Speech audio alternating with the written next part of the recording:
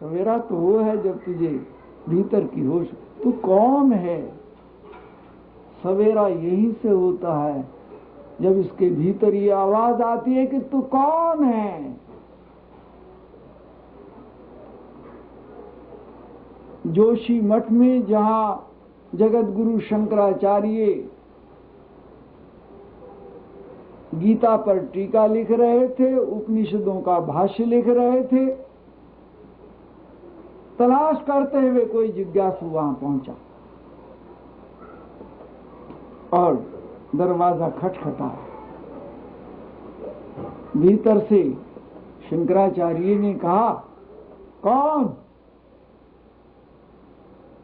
बाहर से आवाज आई, मैं यही जानने के लिए आया हूं कि मैं कौन। दरवाजा नहीं खुला। भीतर से जगत गुरु शंकराचार्य ने आवाज दी, यही जानने के लिए आए हो और दरवाजा मेरा खटखटा रहे हो और जानना तुम चाहते हो।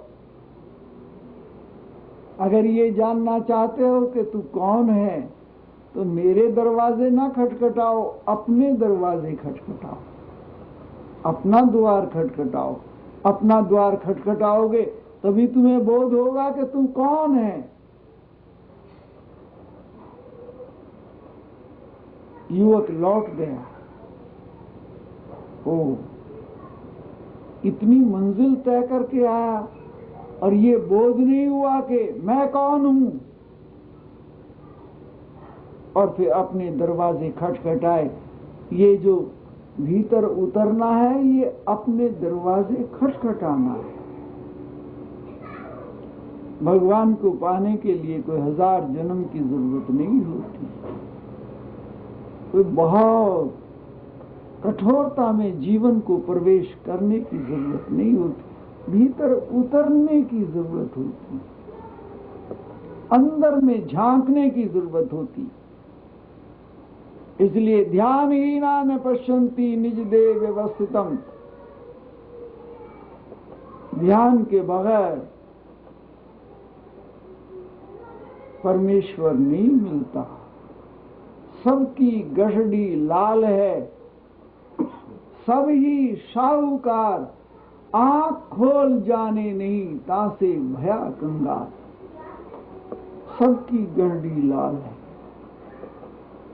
सब लाल लिए हुए लेकर बैठी, गांठ में बंधा हुआ है। हीरा गांठ में बंधा हुआ है। होश नहीं आई, समझ नहीं आई। यही जीवन है। जरा अपने जीवन का अवलोकन कीजिए, लिस्ट बनाइए कि जिस जिस चीज में आपने सुख की तलाश करके और जद्दोजहद करके उसे अगर पा लिया है तो क्या वहां सुख मिल गया? खोजो, सवालिया निशान, क्या तुम्हारी वहां मंजिल आ गई है? झांको जीवन में, क्या मंजिल आ गई है? एक पुरानी कथा आती है। वर्षा के दिनों में एक राजा अपनी प्रजा को ये जानने के लिए कि कहां कौन दुखी है कौन सुखी है घूम रहा था। दरिया के किनारे घूमता हुआ दरिया के किनारे में आया, देखा एक आदमी बहते हुए दरिया के पानी से लकड़ी निकालकर बाहर कर रहा। बहते बहते जो लकड़ आ जाती थी उसे निकाल करके बाहर रख रहा है। रात का अंधेरा, बरसात के दिन, बिजली चमक रही है, सुनसान, जल की आवाज साए साए करते हुए, और वो लकड़ी निकालकर एक तरफ कर रहा। राजा ने सोचा इससे दुखी और आदमी कहां मिले।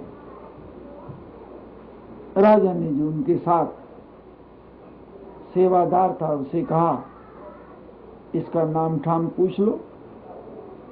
अगले रोज जब राजा दरबार में बैठा तो उस आदमी को बुला, पहरेदार उस आदमी को नाम ठाम पहले ही पूछ लिया था, दरबार में ले। और दरबार में राजा ने उससे पूछा, अरे अंधेरी रात में बहते हुए पानी में लकड़ियां कभी कभी कोई आती थी, निकाल कर रखता था, तुम्हें क्या चाहिए?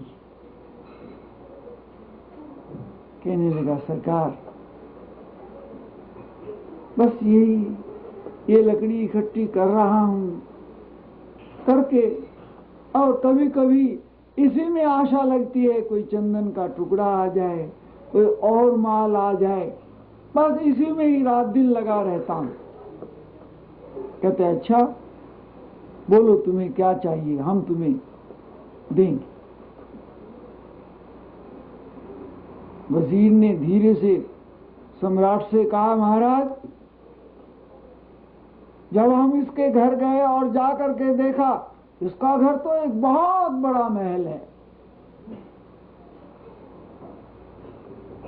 ये दरिद्र नहीं है।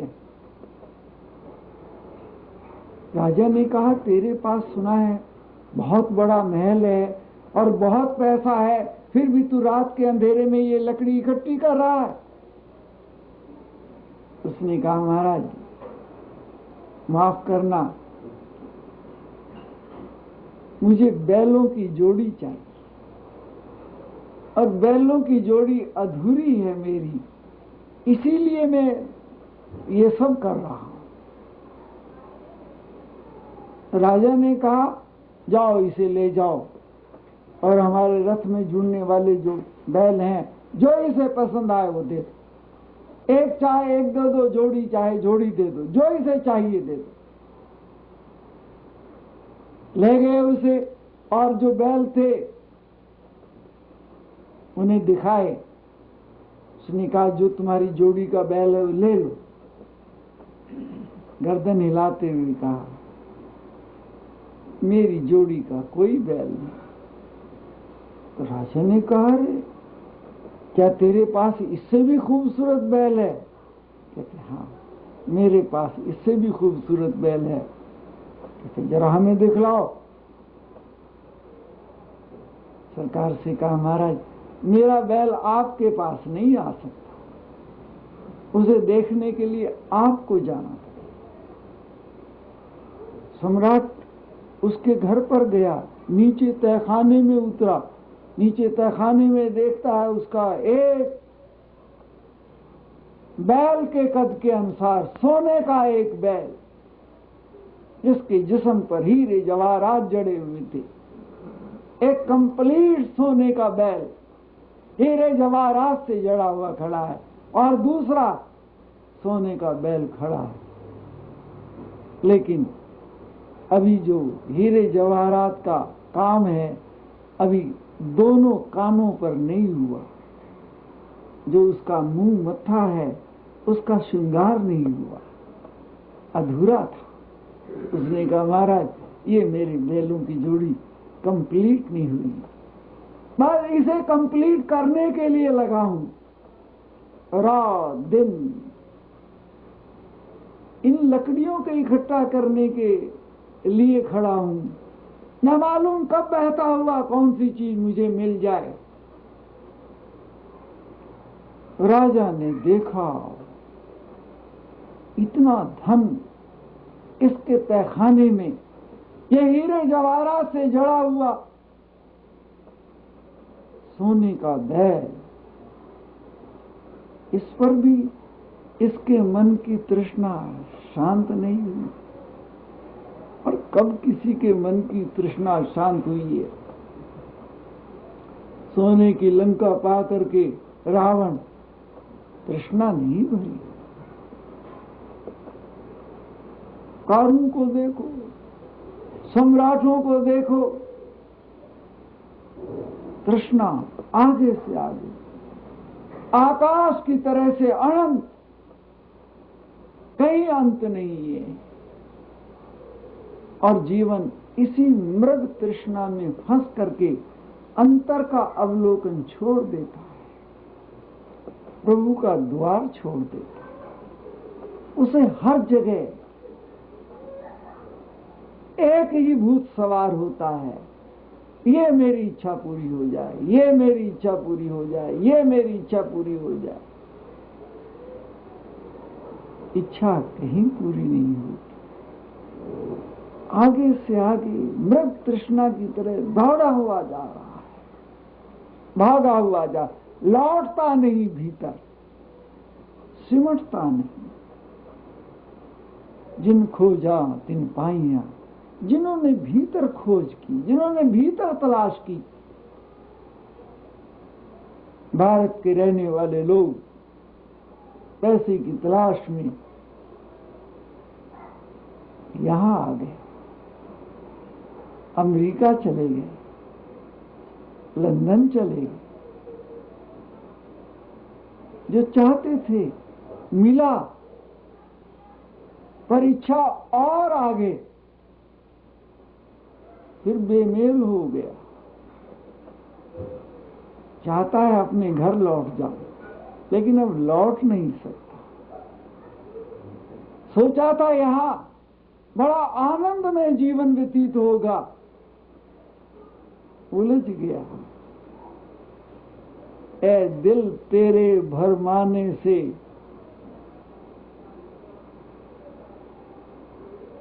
ना इधर का रहा ना उधर का रहा, भ्रम में। और जीवन इस तरह से, जो इंडिया में बैठे हैं, लाइन में लग रहे हैं वीजा लेने के लिए, उन्हें चाहता है कि बस इस पृथ्वी पर कदम रखते ही स्वर्ग का वैभव मिल जाए। उनका मन यहां पड़ा है। जो यहां बैठे दुखी हो रहे हैं, वो सोच रहे हैं लौट चलो, वहां सुखी हो जाएंगे।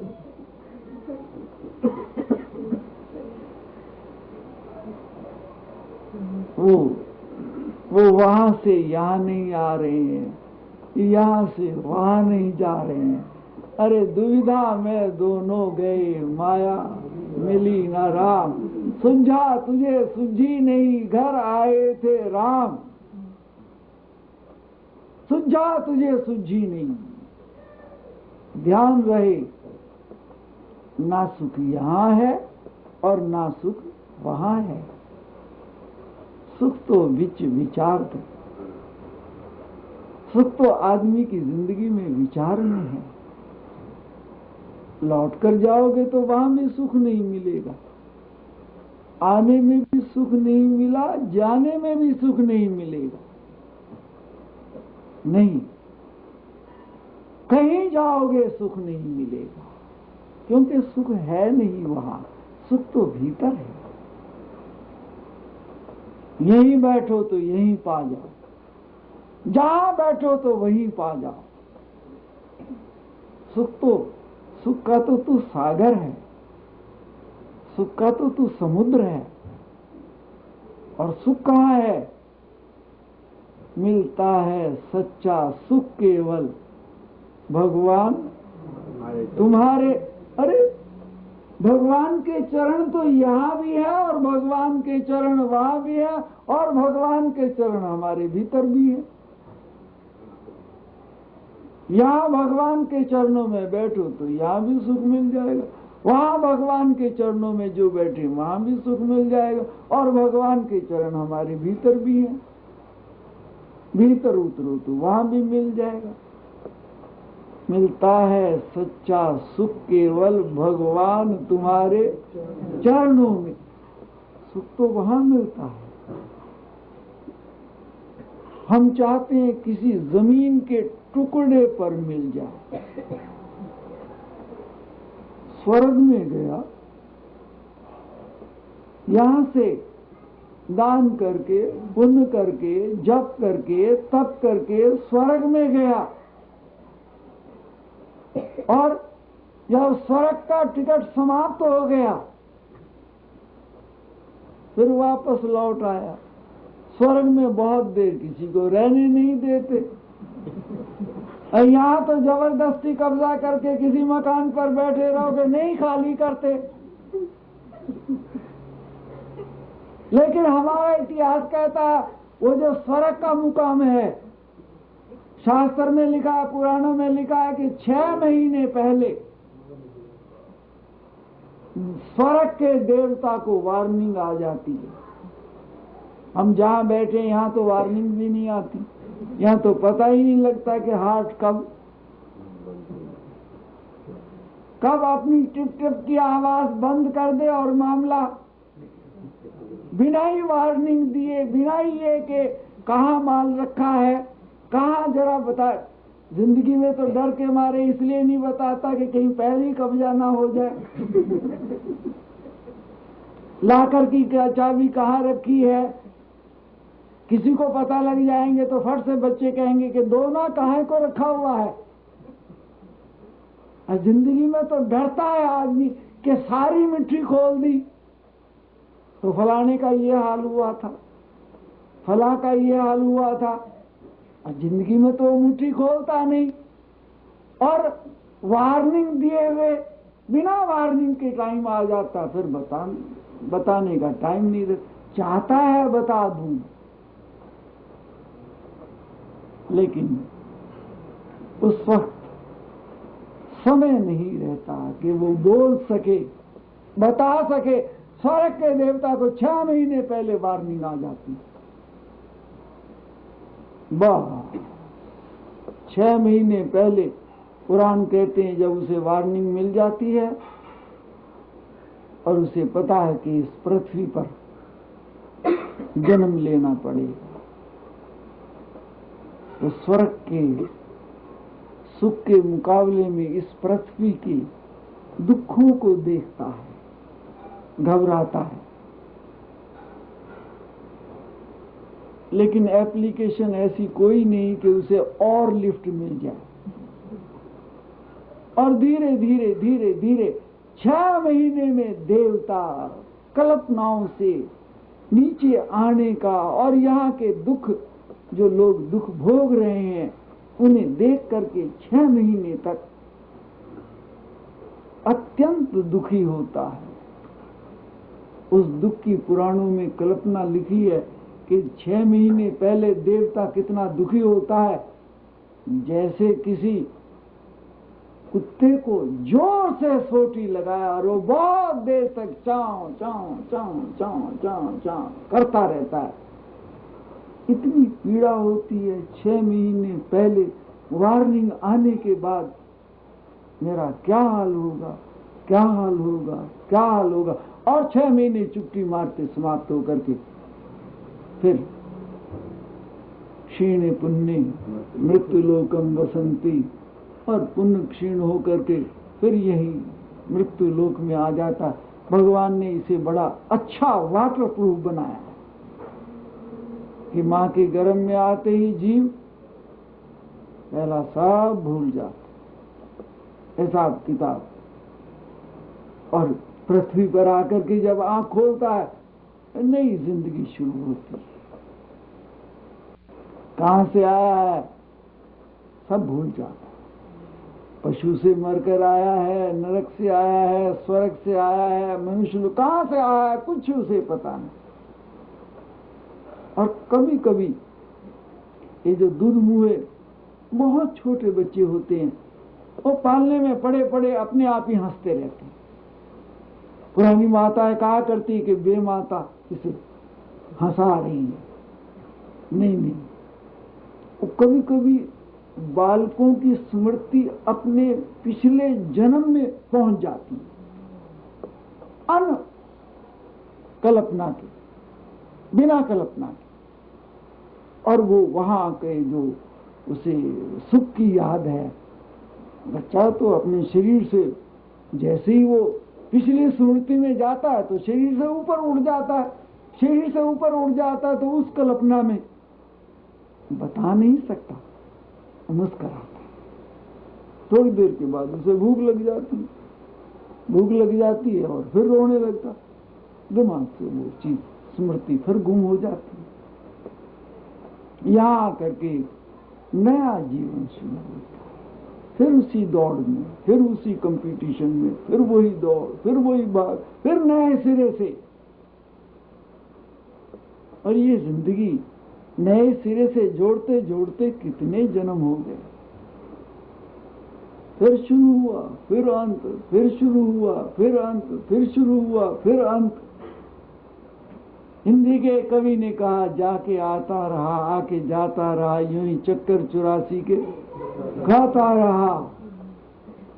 और एक बेधड़क कवि ने कहा, रे आते हैं जाते हैं उल्लू हैं काट के, धोबी के कुत्ते ना घर के ना।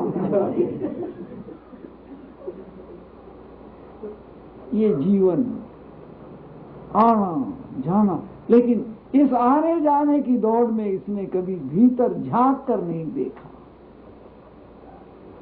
तो कौन है। इतने आनंद के खजाने को भर करके तू यहां आया था, आया था हरि भजन को ओटन लगा कपास, आया था कुछ और पाने के लिए आया था, कुछ और आगे चलने के लिए आया था, लेकिन लौट गया। एक विद्यालय में दो दोस्त जब विद्या अध्ययन करके विदा होने लगे, एक था राजा का बेटा और एक था बणिक का बेटा। जब वो विदा होने लगे, राजा के बेटे ने कहा, देखो भाई, अब दोस्ती का जरा ध्यान रखना। बणिक पुत्रों ने कहा, हम तो ध्यान रखेंगे लेकिन आप ध्यान रखना। उसने कहा, देखो मैं तुमसे वायदा करता हूं कि मैं हमेशा तुम्हारी दोस्ती निभाऊंगा। वायदों की क्या लिस्ट है। जब आदमी प्रेम में डूबता है और वायदे करता है और कसमें खाता है, और जब पासा पलटता है और जब वायदों का वरक बदलता है, वो सूरज कुछ और होता है, ये सूरज कुछ और होता है।